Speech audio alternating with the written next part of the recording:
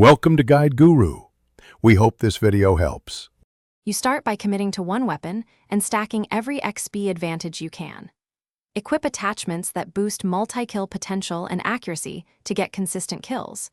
Choose perks and field upgrades that speed reload and survivability.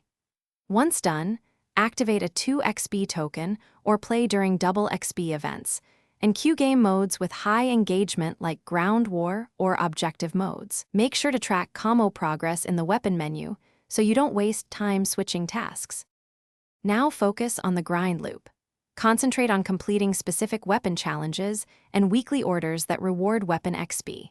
Play modes with high kills per match and small, coordinated squads so you can chain kills and complete headshot or attachment challenges faster.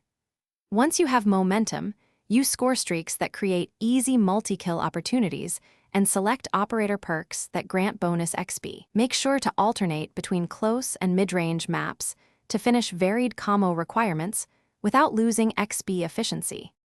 To finish, inspect the combo progression and methodically complete any remaining challenge types, headshots, longshots, or attachments, focusing on one at a time.